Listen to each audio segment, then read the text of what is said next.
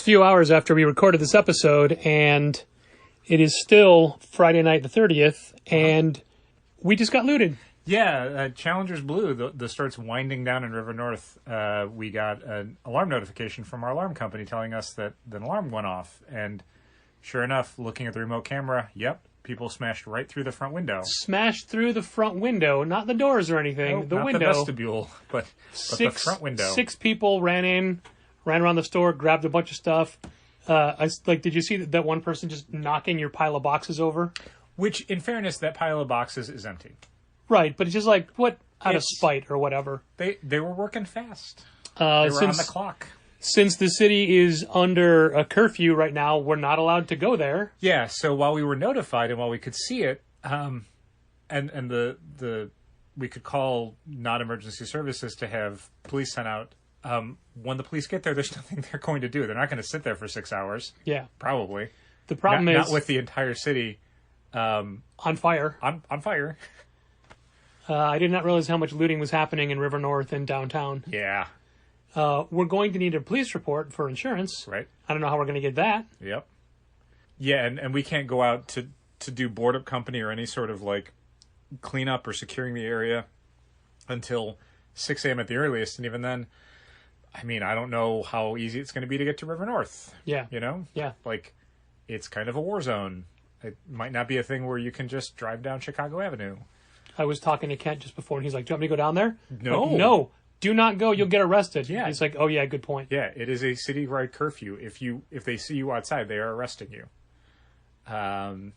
Yeah, it's a bummer, obviously. Yeah. I mean, not only is it a day of work I'm going to lose because I have to be down in River North dealing with board-up companies for a store that we are winding down anyway, but then there's the cleanup, there's the inventory to figure out what's missing, there's all the kind of stuff that goes along with that. That said, I believe in what the protesters are protesting about, and yes. The people who looted the store are not protesters, they're looters. That's a different thing. And I don't want to say this is a small price to pay for people that feel justifiably maligned, is maybe a very small way of putting centuries of injustice, but I'm not that mad about it. Does that make sense? No, I understand. This has been a completely shitty day for me. I'm sure. And I have spent the last 3+ weeks feeling pretty worthless and helpless about not being able to help you do anything. Mm-hmm. And now you have this monumental task that I cannot help you with. Would it make you feel better if I stopped dangling things just out of your reach? Oh, let's see if that's anything. Oh, we've got the remote camera playing on Patrick's computer, so we can get an idea of what's happening at a store we can't get to, which I told Patrick he should absolutely stop watching because it's just going to make him anxious for no reason. And everything I think is a police siren is probably a train break because there's a train stop right outside. But I don't know if they're running trains right now because of a citywide curfew. I mean, you can hear the trains go. Sure, but I don't. I mean, there was in the advisory we got from the city about the curfew, it was basically like, hey, if you need to move around by trains and buses, don't do that. I got a text from Guido Nardini over at Club Lago saying, did your store just get broken into and looted on the day your mom died? And I said, yes. And I explained what happened from what I could see. Then I said, how did you know? And he said, your brother. But I looked on social media and he hadn't posted anything, so I don't know if... Well, he probably saw people running with pop vinyls in their arms down the street. Lots of pop vinyls. Which is an indicator. But also, I hope he's not suggesting that one in any way causes the other. Yeah. Because that would be weird. That's a weird thing to think. Looking at the footage so far for a store that is unsecured... I think that was a phone call from the board-up company. Obviously, they can't come out tonight. Right. I realized I was really, really close to it. Yeah. Well, you had it to your head to make a phone call. Yeah, that's true. But did you get the gist of it? He's going to call when they're a half hour away. Which is great. I mean, but at the same time, it's like, do I just sit down there and wait? Because, I mean, should someone be at the store? Do you think anybody's going to come in through a broken glass window when it's light outside? Meh. I mean, look, if you're asking me if there's a reason why I should not be at the store like the crack of dawn, I'm okay with that. Yeah, we don't even have a broom down there. No, probably. I mean, yeah, not really. We have a vacuum, but you like not for broken glass. Yeah. Yeah, I think the knee jerk, I think for a lot of like business owners and stuff when things like this happen is the like, now that you've been harmed by this, it becomes like, now I don't support it. Like, I do. I still support the protesters. Like, I think they're protesting for one of the most reasonable things in the world. No, agreed. And you, the key words are what you said: protesters versus looters. Yeah, this is looters. It's a different thing. I mean, and it's such a small section of a much larger movement that is, again, kind of justifiably upset about hundreds of years of injustice. Yeah, that's only getting worse. Yeah, but I mean, as far as how this affects us, it's not great. Like, the thing that I always want to, I wish I could tell people who are, like, destroying small businesses and stuff is, like, this is not Target, you know?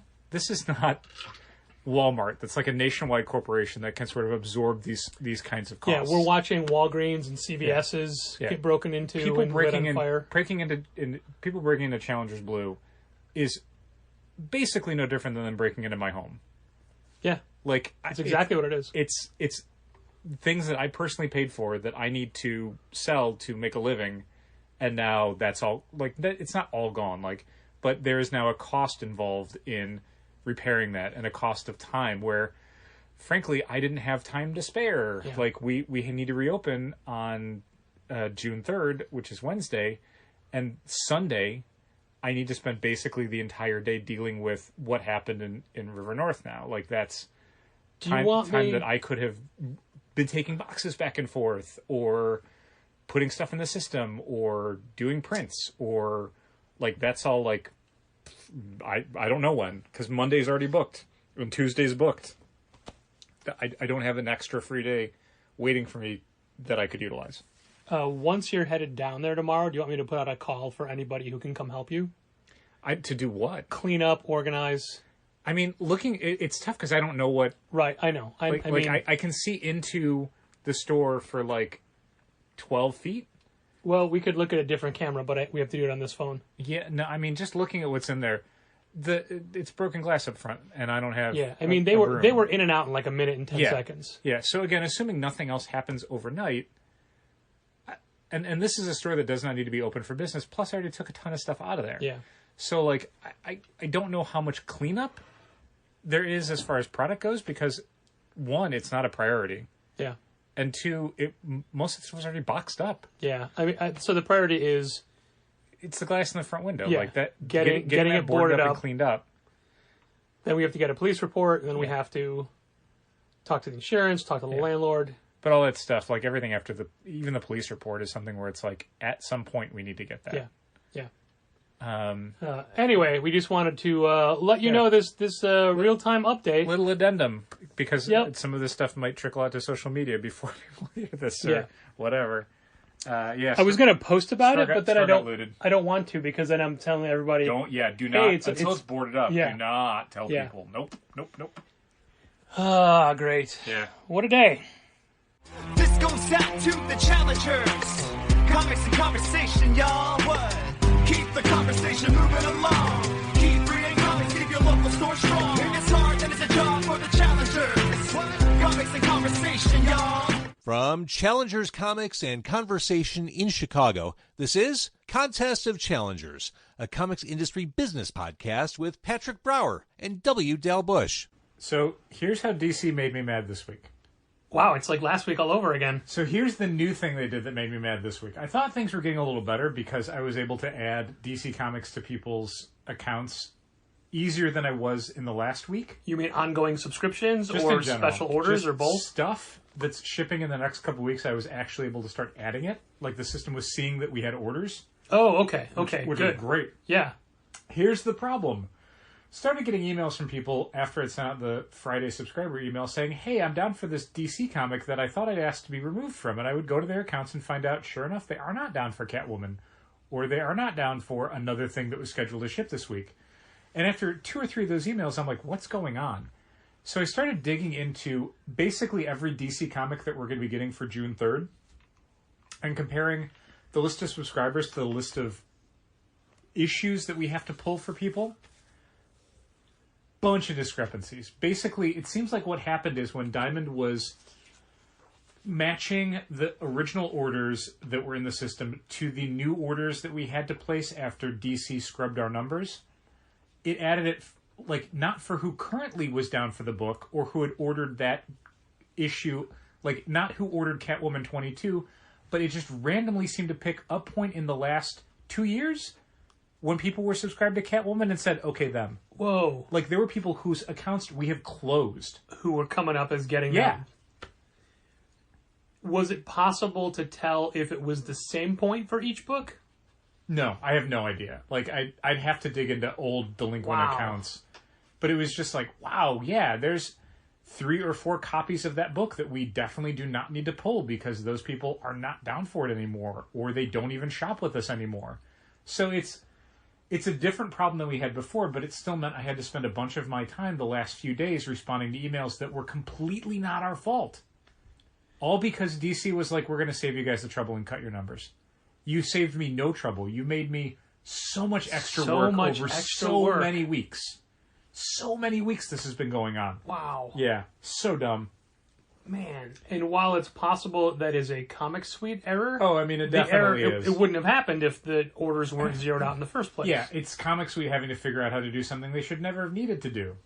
Because DC should have never made them do it. And honestly, you can tell they were being made to do it because Diamond's like, we didn't cancel anyone's orders. And then, like, 2 days later, okay, we canceled all your numbers. Like, so frustrating. Man. Well, at least that's the only small hiccup you had this week, right? Like, aside from that, your week was nothing but smooth sailing? Uh-huh. Best week of your life? We had a subscriber show up at the front door today on Saturday, pulling on the door. And I shrugged, like, you can't come in. And I didn't realize they were a subscriber at first because, masks and hats. And, right, and it's, sure. They walk away a little bit, and then they call. They say their name, and they're a subscriber, and they want to get their subscription stuff. And I said, okay, did you pay for it in advance? No. Okay, well, we sent emails to everyone about, the procedure for getting your books and how that's done. We also send emails, and so I checked their spot. Like, well, you only have one book. The whole industry has been on shutdown for 2 months. We send emails about that too. Oh yeah, you probably sent some emails. I don't know if I saw them. Like, okay, well, let me check your email address to make sure we actually have the one that you're using. Yep, it's the same address. And then I realized, oh great, okay, so all the communication that we're doing to keep people up to date on policies and procedures and all this stuff, a percentage of our subscribers just go, not even going to look at it. Like, you said A, not 8. I did. I said A, the letter A. Okay. I don't know. I don't have a number for it. Oh, I'm sure it's much higher than 8. That's why I want to qualify. Well, and that's the thing. Like, stuff like this, when things are already so complicated and you're trying to communicate these procedures to people to make things streamlined, to make it easier on everyone, the folks that don't do it, it's like, for each one person that doesn't do it, it feels like it's 100 people that didn't do it. For each one person that doesn't do it, it's like DC zeroing out numbers. This is different than that. This is, we're doing so much work to get things in a way that we can still handle them because we are doing, as noted, 4 times as much work for 25% as much business. So when folks don't even look at the policies or they don't even think to investigate anything and just assume that they can just walk in the door and pay for their books, like every business in Illinois is not closed until June 3rd. Like Chicago. Why people think this citywide lockdown somehow didn't apply to comic shops is baffling to me. Or the number of people. Every day I've been at the store, there's been at least one person who pulls on the door like, what? Why can't I come in? There's a pandemic, that's why! There's also a sign on the door that fully explains... No one reads that. They don't read signs, they don't read emails. Like, this... I've had a long day that's the end of a long string of days. And the stuff that was bugging me today was just like, we as a species are doomed. Oh, yeah. Because I'm just... All of these things where it's like, you can send weeks of emails to people and they will delete every single one of them and then just walk up like, what? What changed? So frustrating. And that means I got to stop what I'm doing and I've got to do other things to help them in ways where they are doing nothing to help themselves. And it's just the goddamn, all of it, man. And as you pointed out, it's a small number of people. It just feels like a ton. Yeah. There are so many regular and non-regular Challengers customers who have been great. Absolutely. Who have been buying stuff consistently, who have been following our procedures to make life as easy on us as possible. But man, even though each transaction is so much more. Yeah, and I mean, like, for this one instance, it was even worse because it's like I gotta jump through all these hoops and disregard all of our procedures for a $3.59 transaction. Like, this is not worth my time. Nope. God, just, man. Gonna be a rough few weeks, dude. It's gonna be a rough ass few weeks. And I feel especially bad for that because I can't be there to help you through this and to take some of that off your plate, or at least you would just be as mad as I would be. But right, but that would make us both feel better. Then there'd be two of us screaming on this podcast about like and again, if I'm gonna put a number on it, I'm gonna say 3 to 5% of people have been an additional hassle. So it's the vast majority, the overwhelming majority of people I've dealt with have been very attentive and very considerate about what we need to do to get them their books. They've allowed us to have a little extra time to do things. They've been very understanding. So the 3 to 5% that are not understanding are not our customer base. It's outliers. It's people who, if that's the worst percentage of people, that's a really good percentage of people to have screwed up. But it feels, it's all I remember from the days. Yeah. I don't remember the people who submitted an order through Shopify and it was an easy one to fill and they came and picked up their order in a prompt and specific way. They called when they were outside or whatever. All I'm remembering are the people where it's like I had to send them 3 emails or multiple phone calls or having to like stop what I'm doing to open the door, to figure out what they need, to then do it really fast because they're standing right there. All that stuff. Like, that's the stuff that's just, that feels like the majority of my day. That feels like the entirety of my existence. That's the stuff that you remember. Is it safe to say that the people that cause the problems seem to cause more than just one problem at a time? No. All right. I mean, they can't cause more than one problem, basically. The problem is they showed up. And it's like everything after that is just a subset of one problem, which is you did not do the things that you were supposed to do before you got here. I guess unrelated to that, it seems like the people that email questions, it's never just one email. It's a series of emails. Generally, yeah. But I mean, that's... Yeah, I sort of get it. I mean, the email stuff is a result of not being able to come into the store and ask a question. Yeah. So if you have to do it through an email, it's like, well, the 15-second back and forth to get an answer to a question in the store is, a minimum of 3 emails as someone tries to describe it, and I clarify, and then they clarify more, and then we get an answer. Or they ask for a thing, I investigate it, I get back to them. Like, that stuff, there is no faster way to do it. Well, I think you're doing a phenomenal job. Well, thank you. I am mad at everything in the world. I'm sorry, did we switch personalities? This is what happens when you don't work the store and I do, dude. I mean, when we would record on Fridays and I didn't work and you did, you'd come in real hot. It's like, oh, I had the day off. If I had problems, it was like, running errands or whatever. It wasn't people intruding on my peace of mind. But yeah, that's pretty much my existence now, is just all of it, just all of it. Well, last week we had talked about wanting to talk about reopening, but then not, because the mayor had said that it wasn't going to be May 29th. Mm-hmm. It would be sometime in early June, before June 10th. So honestly, I was thinking June 10th. Yeah, same here. And then we put out... Or maybe the 8th, which is that Monday. Yeah, so we put out our normal weekly, here's new in notes, right, what's coming out for the week email. And it even said, hey, the city of Chicago moved the goalposts and we're not reopening yet.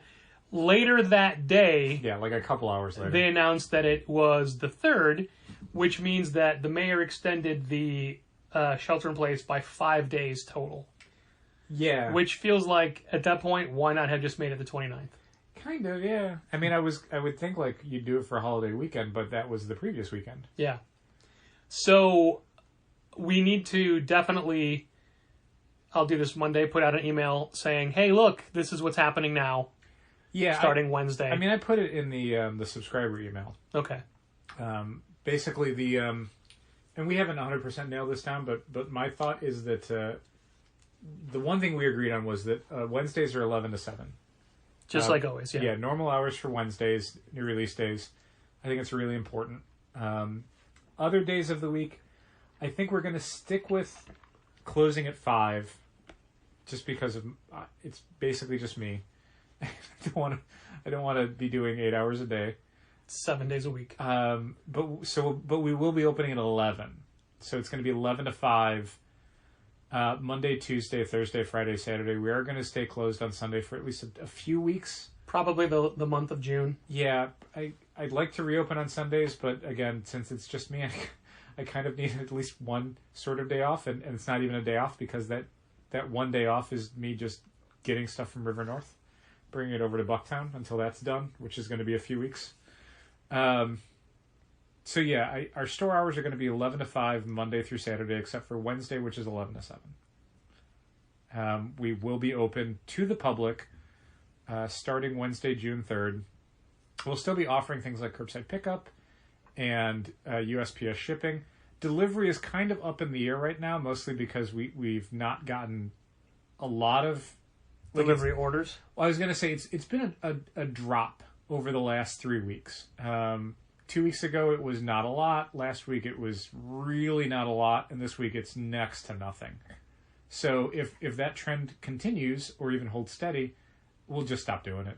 It's not worth getting people as delivery people to come to Challengers and drive all over the city when it's like 4 people. Like, that's just not reasonable. So we'll see where that goes.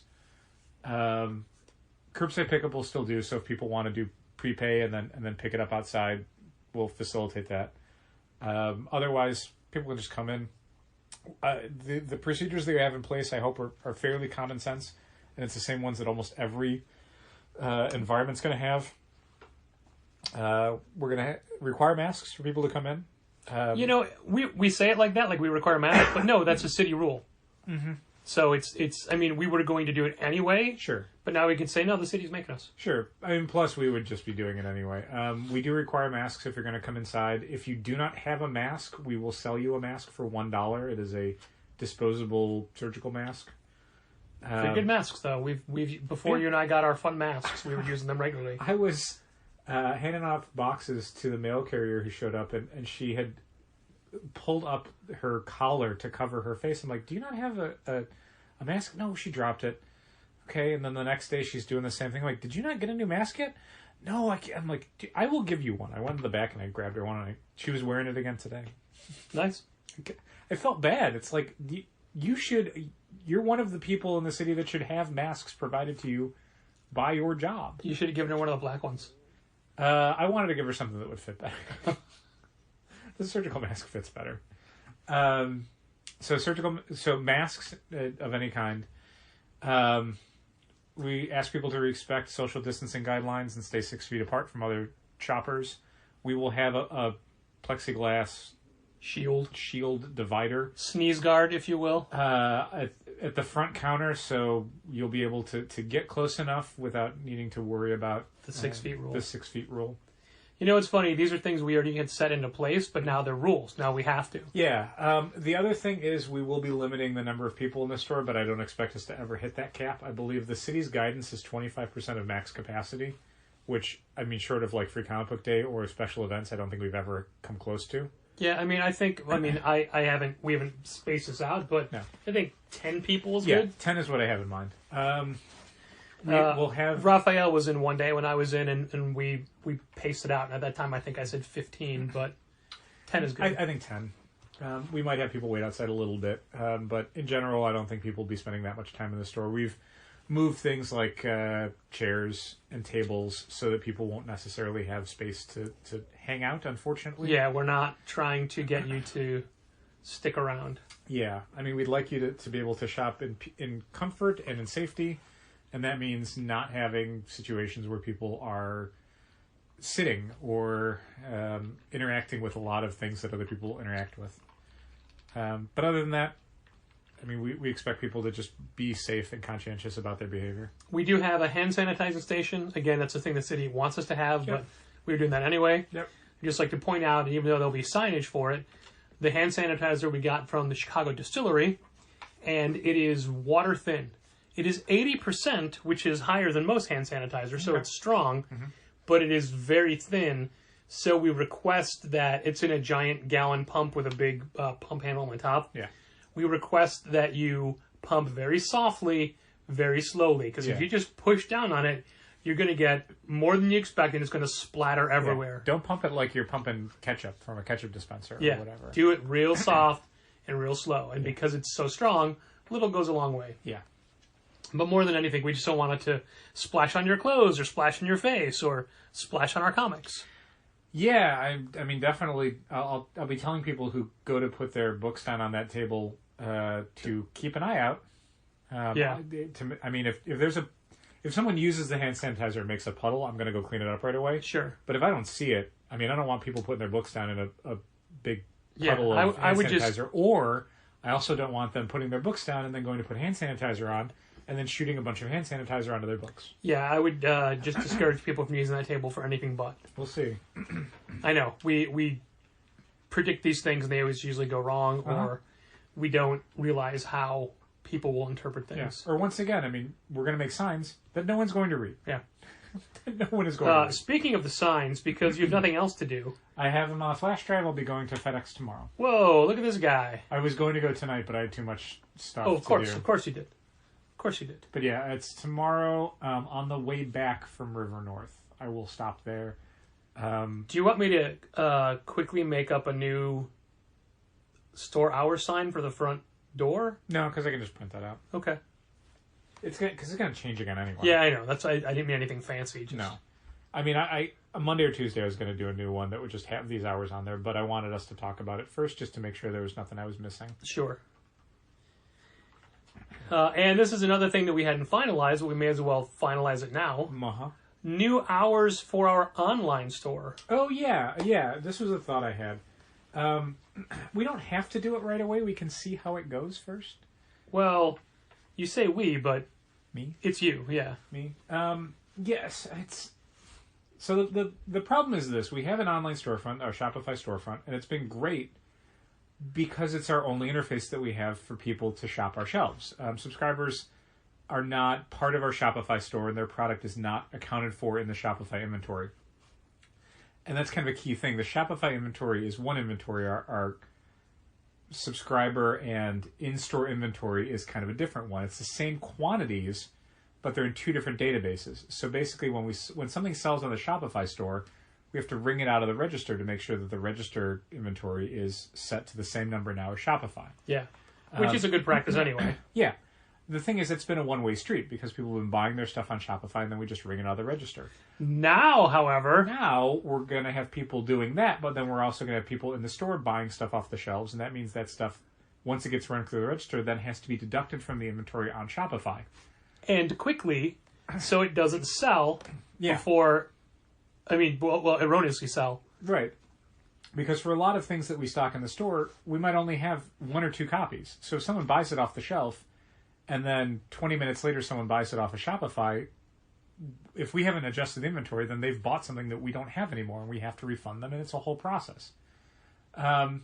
Additionally, our ability to fill Shopify orders that are coming in are going to be low, because it's basically just me.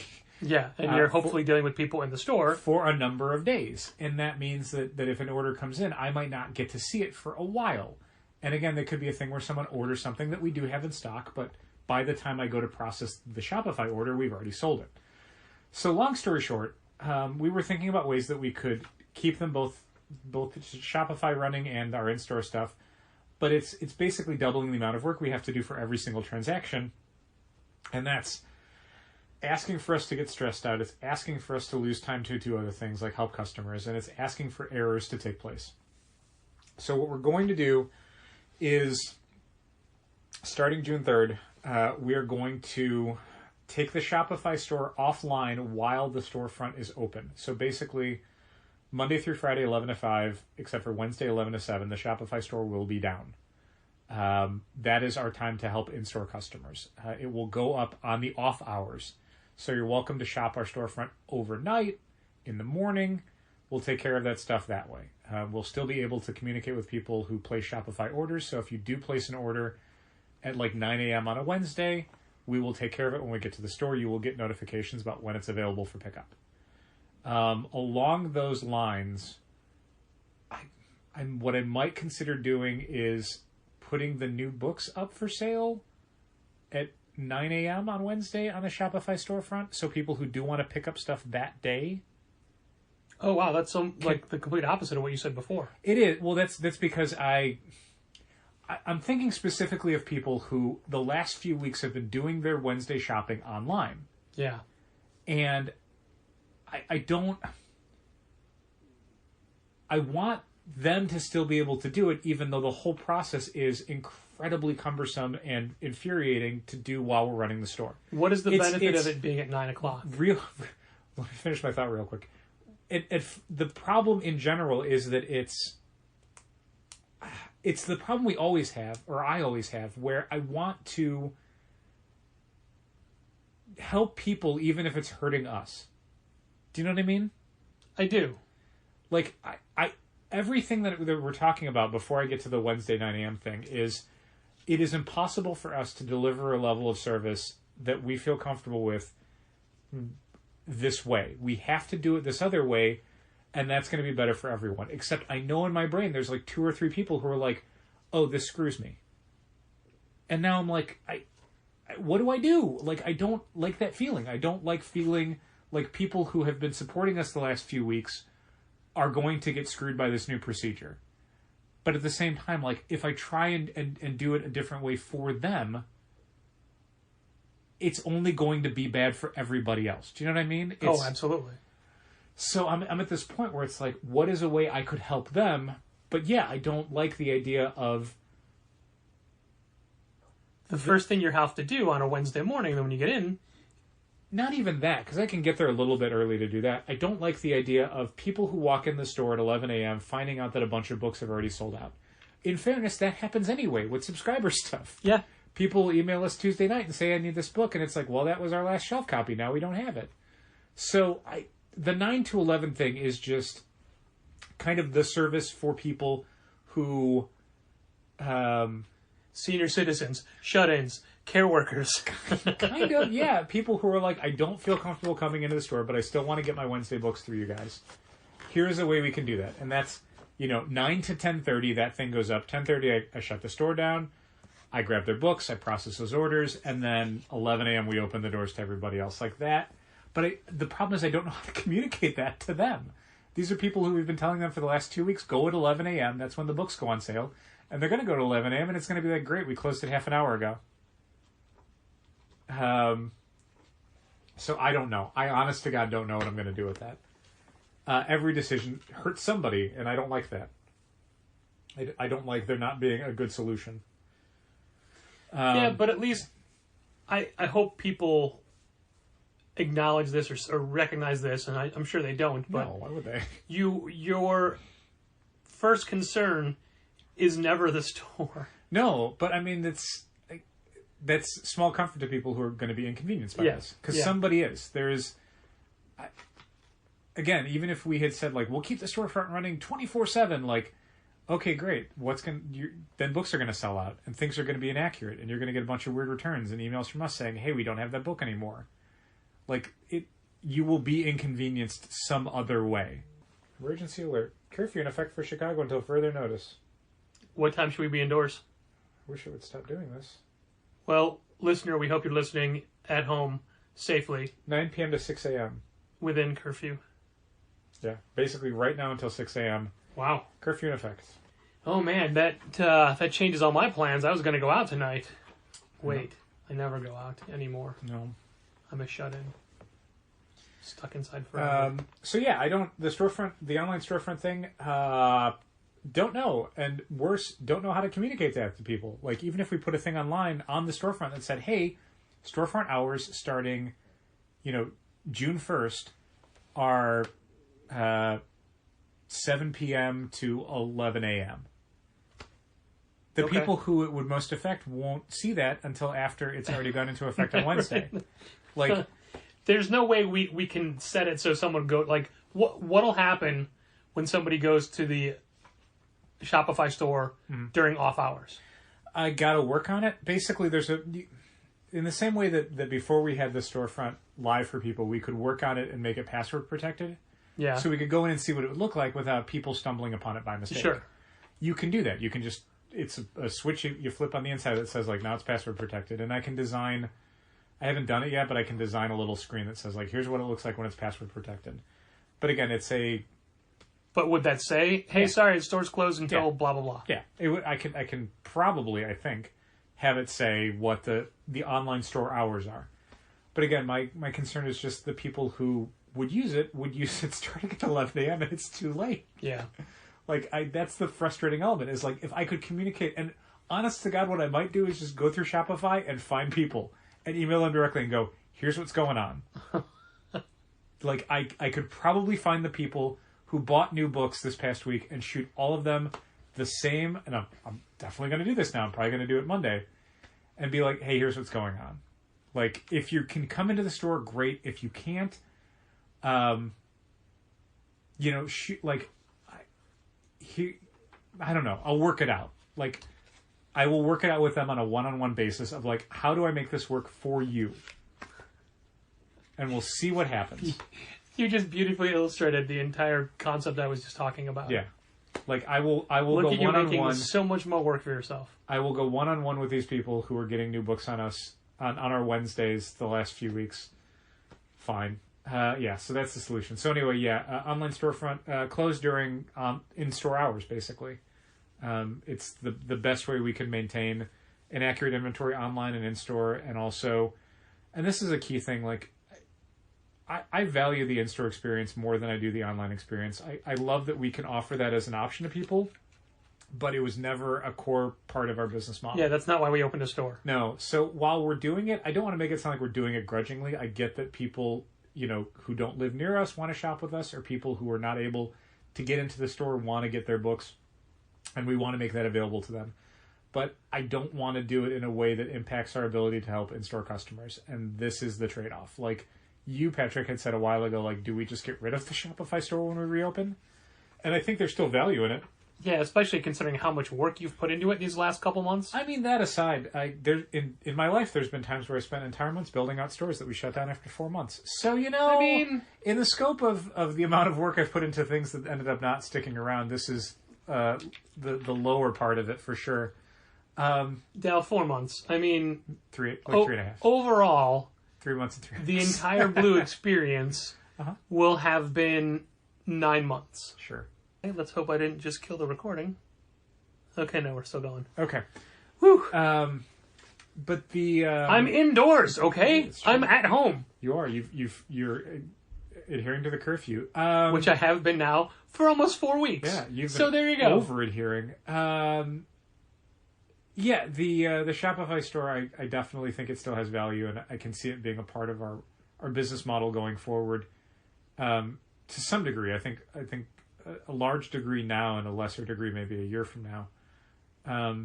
But yeah, I do want to make sure that we are still prioritizing the in-store experience. That said, I get that people don't feel safe, and I don't want to make it a thing where now that you can come into the store, I'm making you come into the store. I do want to work with people who don't feel comfortable doing that and still want to get their books from us. So I guess in all of this, if there's ever a policy that is not working for you or that is difficult for you, shoot us an email. Yeah, let us know. We're up for constructive criticism. Not even constructive criticism, but if you need us to work with you, we'll work with you.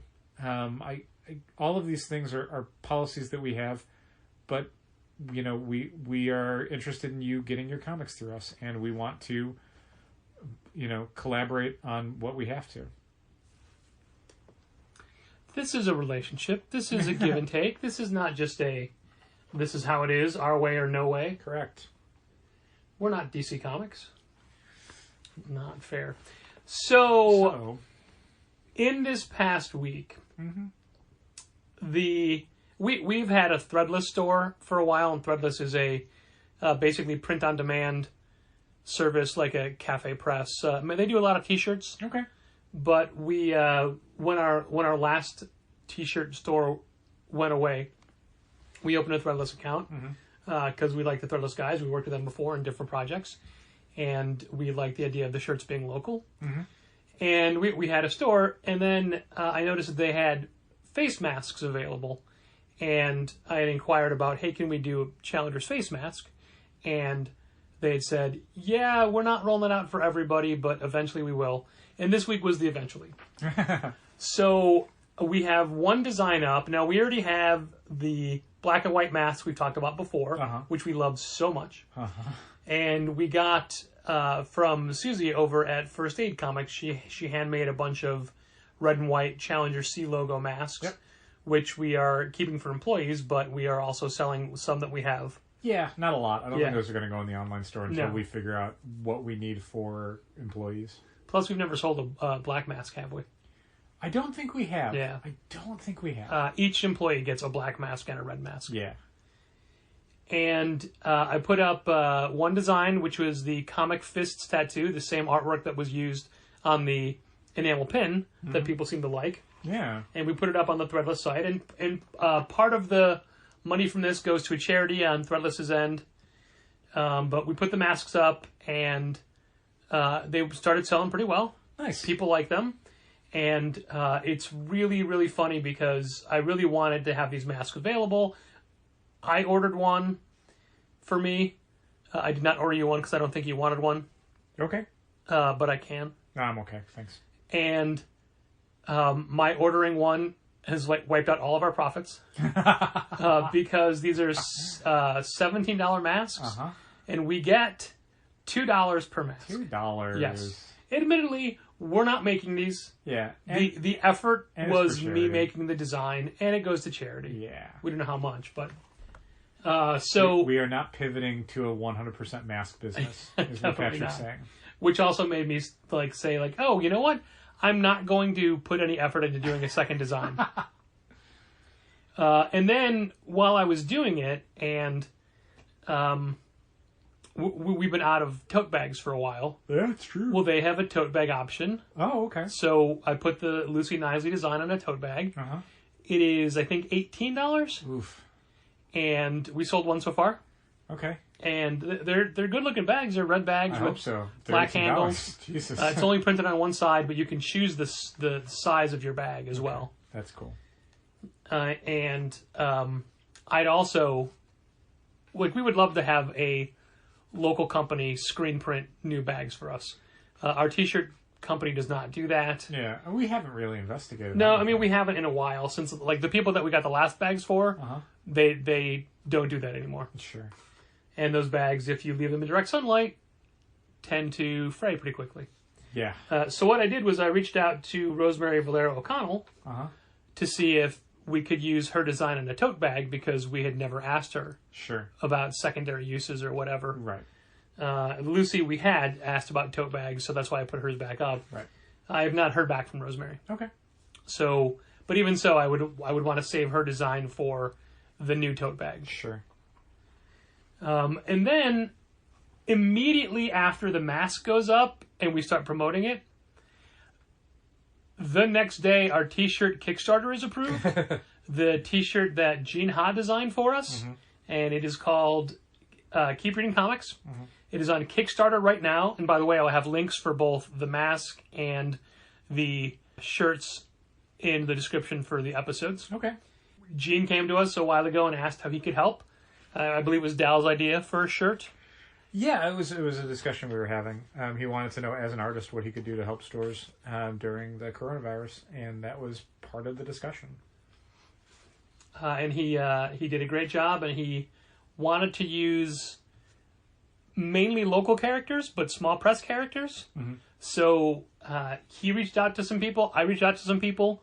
So the shirt features not only Gene Ha's May character, not only the Challenger and Rothschild, the Challenge Giraffe, on the shirt, but it also has Jill Thompson's Scary Godmother, Mike Norton's Battle Pug, Stargrass from Ryan Brown's Guy Hates Astronauts, Luke Smarto's Roberto Phantasma, Pip the Dragon from Corinne Roberts' Out and About, and three characters from Cleopatra in Space, which is not only a graphic novel series, but also a cartoon. Yeah. So all those people, Mike Miyahak was the last person, were all kind enough to let Gene use their characters on our shirt. Thanks. It is a white screen printed shirt on a black shirt. It'll have the Challenger's logo on the sleeve. And it's $30 or $35, depending on the size. And a good friend of mine had previously said that he would never spend more than $15 for a t-shirt. Well, this is more than just a t-shirt. It's also a fundraising t-shirt. Yeah. This is going to help support us. Yes. During this. And which boy, oh boy, the May numbers. Oh man. Oh, I mean, we were down. Man. We were down $40,000 in April compared to last year. May's going to be even worse because no free comic book day. Basically, not having free comic book day already takes about 20% off of our May. Yeah. And then on top of that, there's mostly no new books for May. And then what new books there have been, next to nothing. It's, oh my God, the May numbers are catastrophic. I was talking to a good friend this week about Closing Blue, and he'd said, but I thought you guys were doing okay with the curbside pickup and website orders. And I'd said, well, we're surviving, but that's not really okay. Yeah, and that's one store. Yeah, and like we haven't been all doom and gloom, and we haven't done a $300,000 Kickstarter GoFundMe like Forbidden Planet did. Last I checked, they were like $72,000. It's a lot of money, though. True. But we've had help from, we got $2,000 from Bank. We got a couple of grand from, not even a couple of grand, but some money from Mike Norton doing commissions. Yeah, and for me at least, I can't speak for Patrick.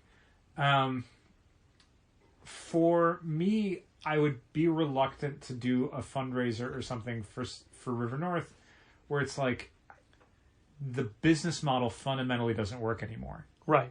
Like, it's one thing to do stuff like a fundraising t-shirt for Bucktown where it's, okay, this is just kind of getting us through a rough patch. It's going to take a while for the industry to get up and running again. It's going to take a while for people to feel comfortable going to stores again. So we need a little bit to get us through that period. River North, there was, like, the regular clientele was, like, a dozen people, maybe? Like, it was not hundreds of people that we could hopefully still have shopping with us in some manner, even if they weren't coming into the store. It was, like, 10 subscribers. The whole neighborhood was changing overnight. People weren't working there. They weren't going out shopping on the weekends. They weren't doing any of the things that would allow them to discover us as a store. And one of the things that we were hoping for the most exposure would have been the first free comic book day there. Yeah. And I talked to several different people this week who had all said the same thing. Like, boy, I had really high hopes for that store in the summer when people are out more and can discover it. Sure. Now that's not going to happen. Yeah, and not because we're closing it, because that's not going to happen. Yeah, and I mean, even before that, we had talked to people about doing, art shows and signings and events and all sorts of stuff, and it's like we couldn't do any of that going forward. So there's no tools to get new people to find the store, and the whole neighborhood was basically like the opposite of what we would ever look for in a neighborhood now. It's people who live there that don't leave their houses, and no one working there. Like, it would be the worst place to pick to have a retail storefront. And that was going to be the case for anywhere between 6 to 24 months. And so taking money from people now I want to help that store survive, you're just prolonging it. Yeah. Like, you're not saving it. You're just making it last a couple months longer, and I'd rather you save your money for that. This is a discussion for a whole different episode, and I seriously think that, not even counting the pandemic, that opening a brand new comic store in 2020 is not a viable option. Yeah, just in general, like any sort of like walk-in retail storefront, I don't understand why you would do that now. Like, I don't understand how that would make any sense. 8 months ago, we thought it was a good idea. Sure. We were wrong. I mean, like I was telling you before, I was reading an article about the guy who bought StubHub and closed that deal in February. And then the entire live entertainment field shut down. Shut it down. Spent $4 billion. $2 billion in cash, $2 billion in debt. And basically worthless now. You've got an online ticketing platform that there are no tickets. So, yeah, people have been very kind and very, very considerate with their condolences. And I don't ever want to make it seem like I don't care about the River North store. But the decision to do it was so much bigger than our own, financial issues or whatever. You mean to shut it down? What did I say? The decision to do it. Yeah, I mean, the decision to shut it down. As opposed to the decision to open it in the first place. Yes. When I say do it, I mean the decision to shut it down, yes. Look, bottom line, we are extremely proud of that store. Sure. And we've heard nothing but positive and really nice things from the people that shop there who can't shop there anymore. And all-star professional artist Jenny Frizen had stopped by the store, and then I talked to her and I said, "Oh, you never went to that store, right?" She said, "No, I didn't get a chance." "What do you think?" "It's so pretty." I'm like, "It really was. Thank you." Yeah, huge thanks to Jenny Frizen and Steve Seeley for helping tear that store down partly this week. Yeah, box some stuff up, bring some stuff over. Yeah. Thanks to Egg as well. Egg the dog. I don't want to say did the most work, but I feel like probably did the most work. We weren't there to double check, but work got done and Egg was there. I'm just guessing. So it makes sense.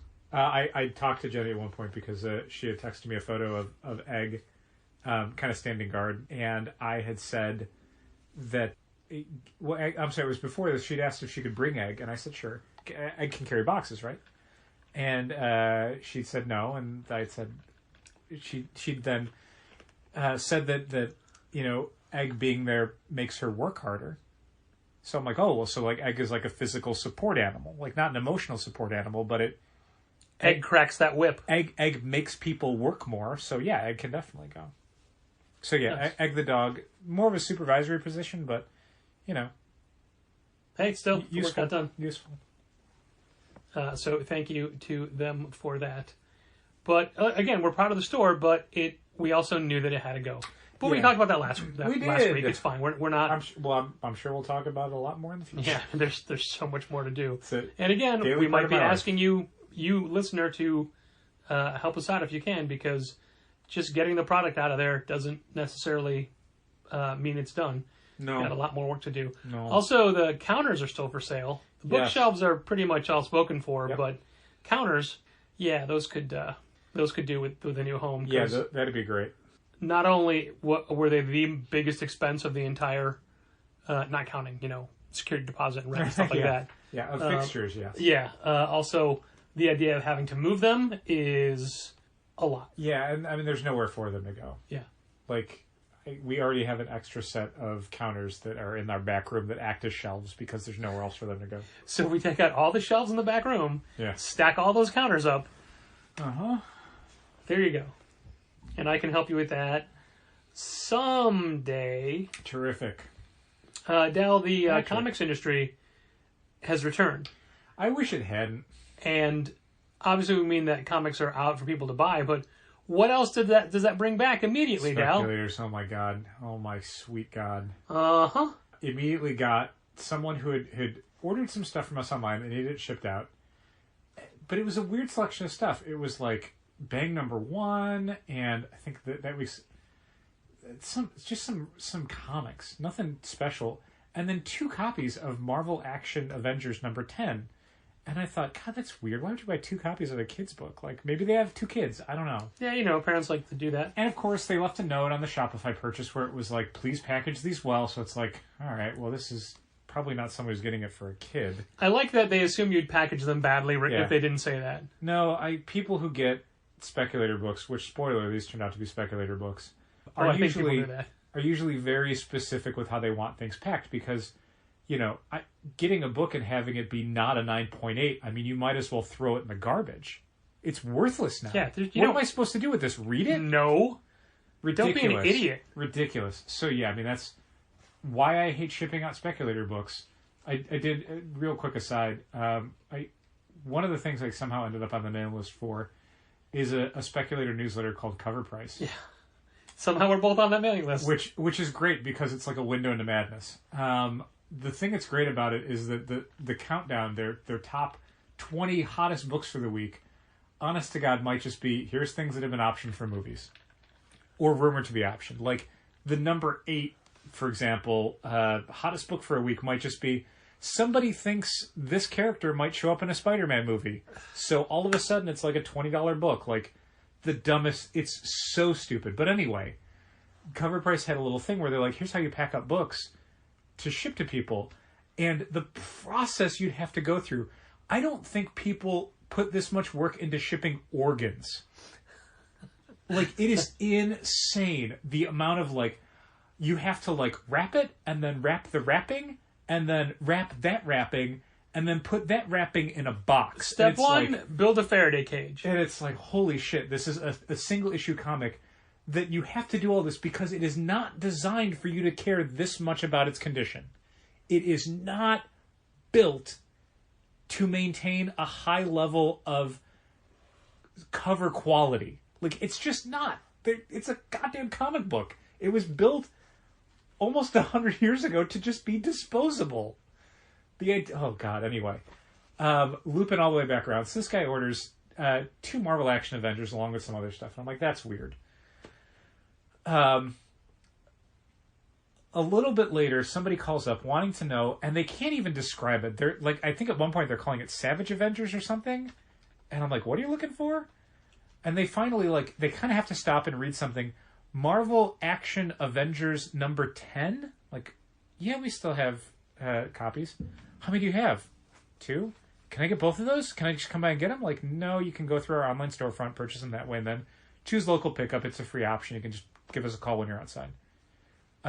Within less than a minute, purchase made online, 2 copies of Marvel Action Avengers number 10. At this point, I'm like, what is going on?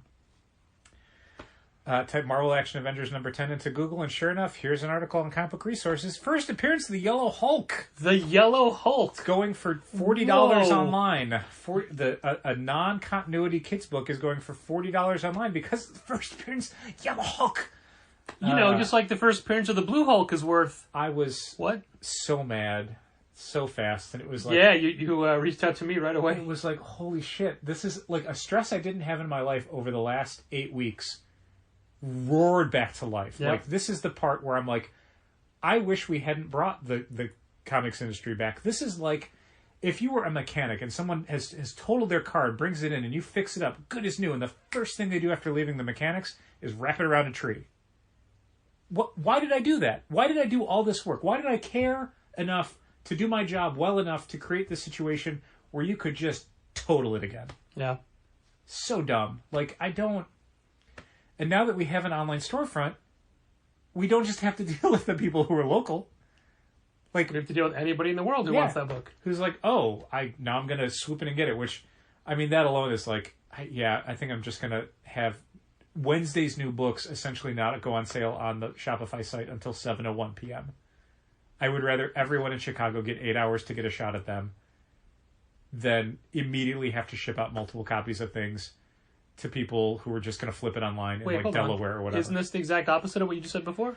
No, that was because I wanted to make sure it was a thing that people locally could still take advantage of. But I'm just going to email those local people. Oh, okay. Yeah. Okay, I think I missed the point of that from before. Well, I mean, I was figuring it out verbally in real time. Gotcha.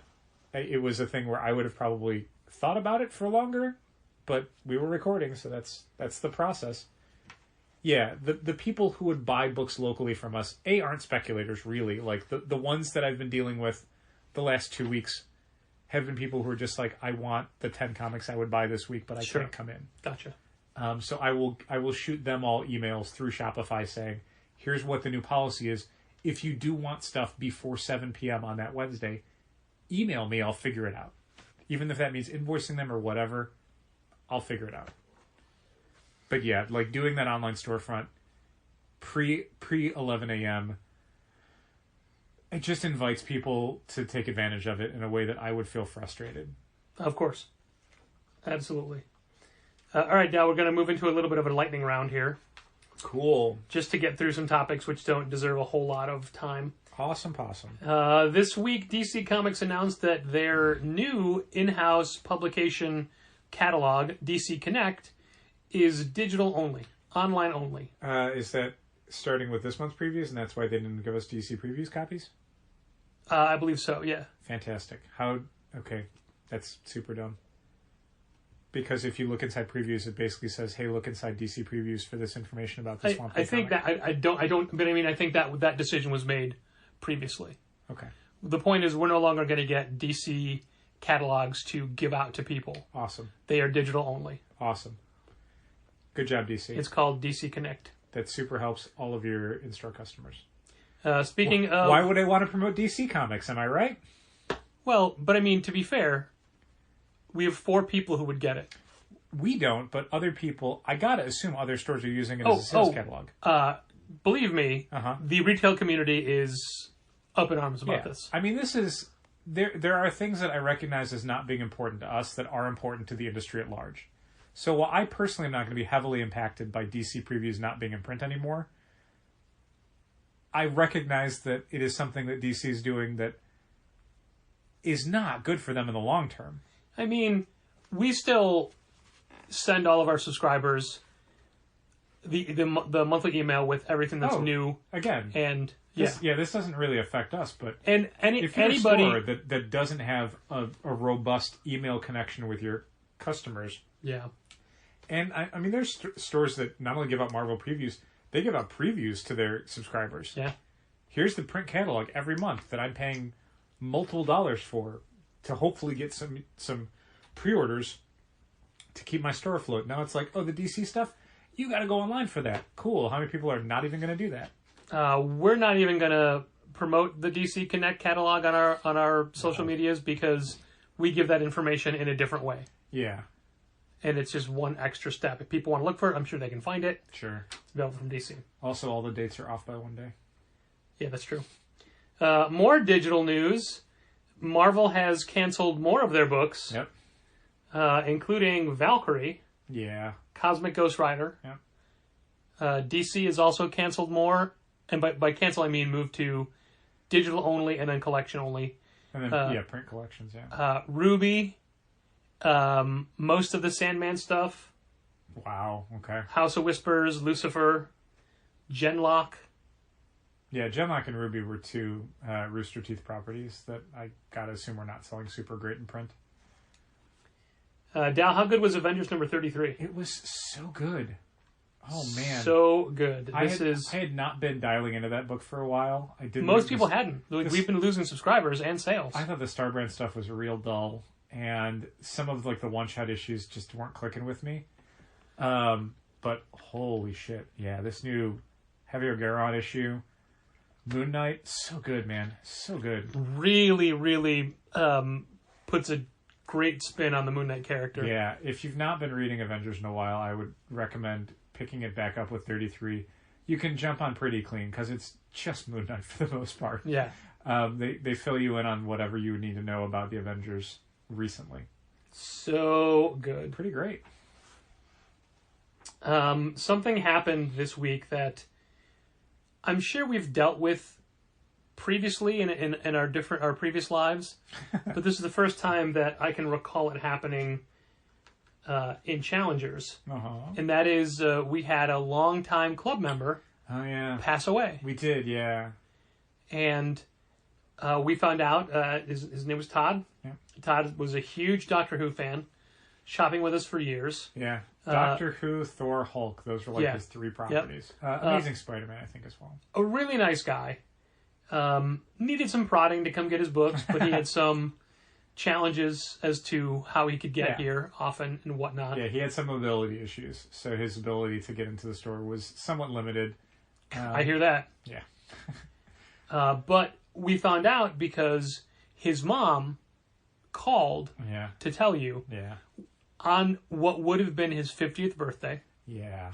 And his mom has always been nothing but super nice to us. Yeah, very complimentary. And Todd had, after he found the store, he made it a point to bring her into the store early on to show her what he thought a comic store should be. And he'd always talked about opening his own store. And he brought his mom in to show her and say, this is what I want to do.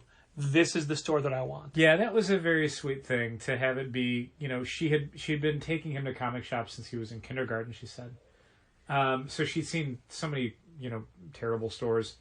And in 50 years to say that ours was the best one she saw was very, very kind of her to say at a time where,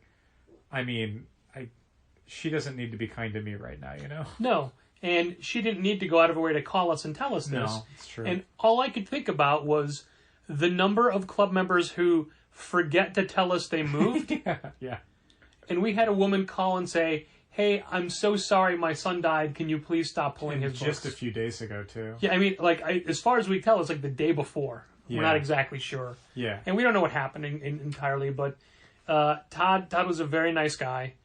And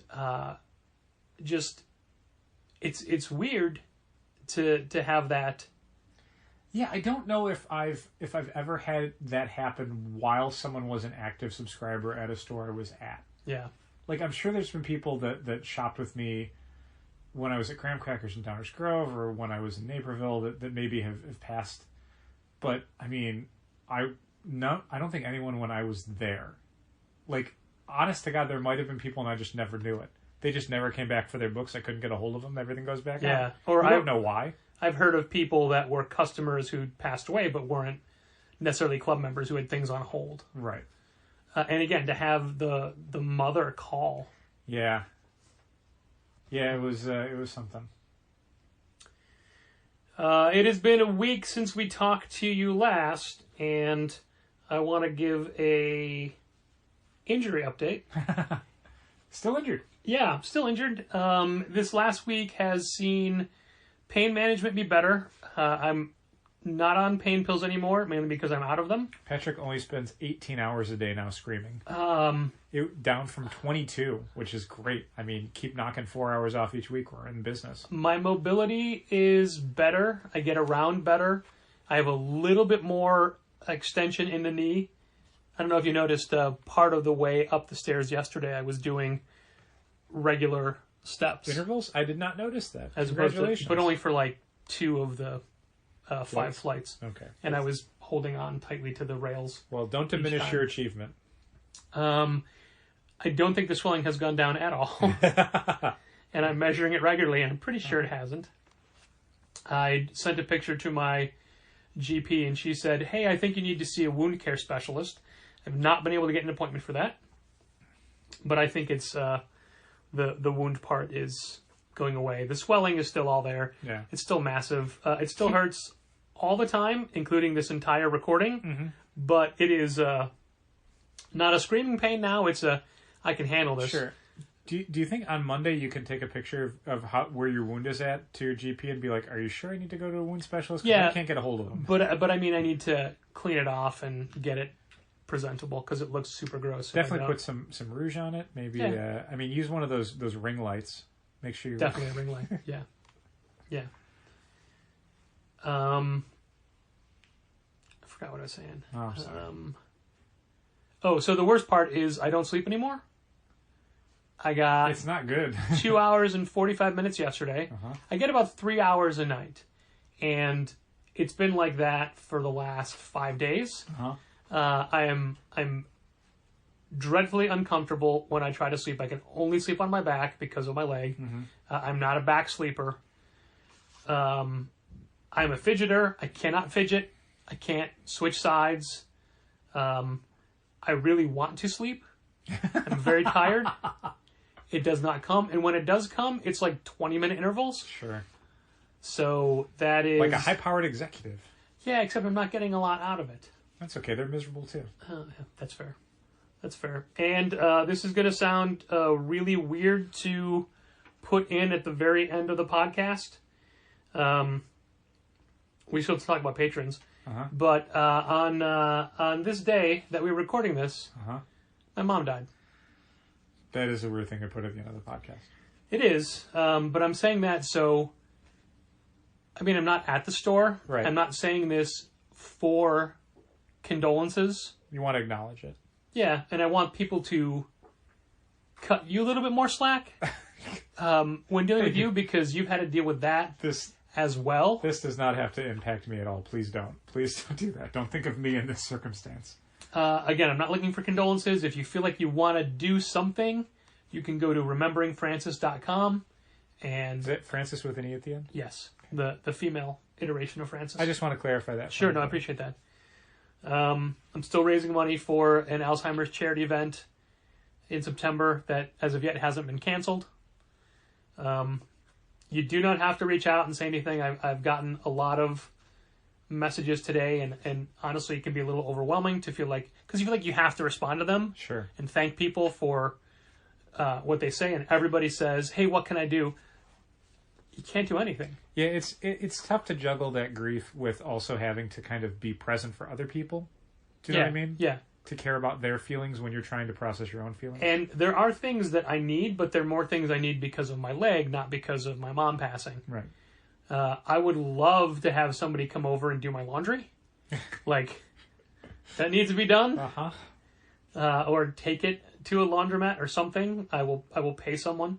I cannot get my laundry down to the basement and I would need like 3 loads done at this point. Oh, I mean, I can go down to the basement. No, but I mean, you have your own laundry to do. It's not a long trip. You have so much more to do. It's true, but it's not, I mean... Also, it's not a big deal. I hoped I'd be able to be in the store a little bit this Wednesday for opening. Sure. Since I haven't been there in forever. There's no way I could do 8 hours. I still can't put a sock on that foot. I can't get to that part of my foot. I rigged up just today a fun little foot cleaning device for the shower. Nice. Because that foot gets pretty dirty. What if we just switch the format of the comic book store from like suits and ties to like No Bones Beach Club? And it's just like... I would hate that, and you would hate that. I would. It's true. I mean, I don't like tofu. I like tofu a lot, but I don't like that look. Not for me. No.